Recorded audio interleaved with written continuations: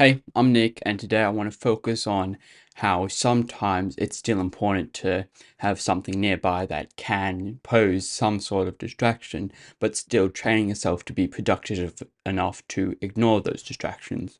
You see, in general, we talk about productivity as silencing all distractions and just focusing on work, which isn't a bad thing. It's a very good way to get things done by getting rid of all distractions and just having all your attention on the one thing and getting the work done.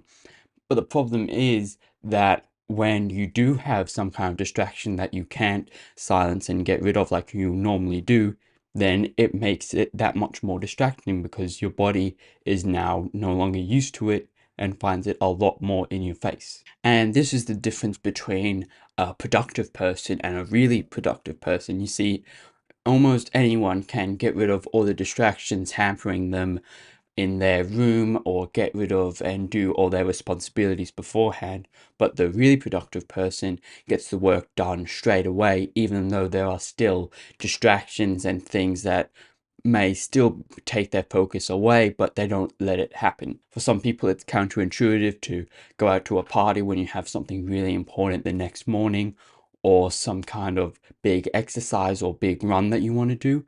But the really productive person is still able to get outside and socialize and then come back home the next day and still get the things done. And why I keep on mentioning this so much is because one of your biggest distractions is your phone.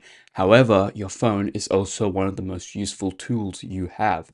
You see, it's very easy to go on your phone and scroll through social media accidentally when you pick it up just to check something or call or text someone.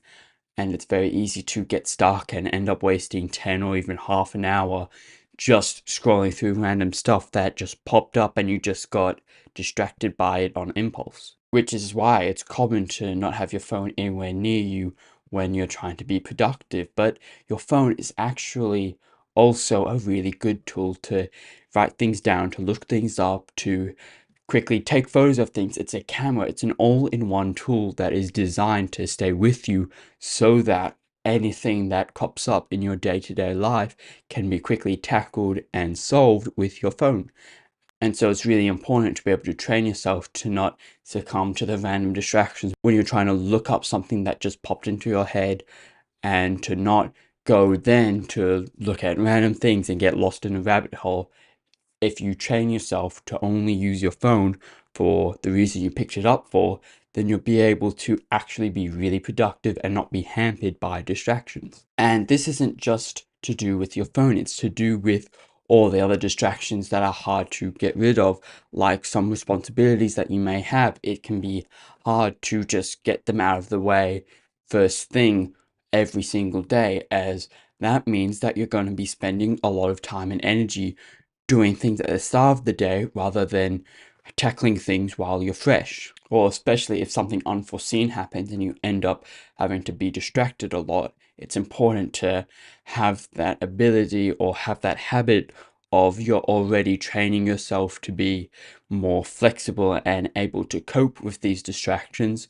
Means that you're able to quickly adapt and still stay productive even when something that would normally distract the average person doesn't distract you. And all of this trains our willpower and our actual ability to become disciplined and focus and shut things out, which is something that meditation does help with, which I'll quickly mention.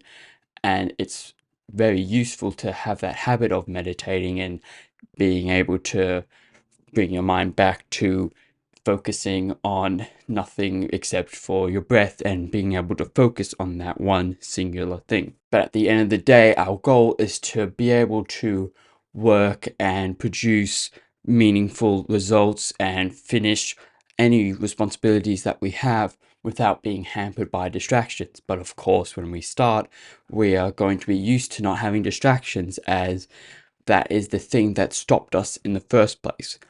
But as you start getting better and become more productive throughout your journey, it's important to include some little distractions and find things that can start stretching and flexing your mind to be able to give it that opportunity to have to overcome them and focus on things even when there's distractions going on. But that's it for today. However, if you're still interested in learning more about productivity, I've now started one-on-one coaching, which you can join using the first link in the description below. But until then, see you later.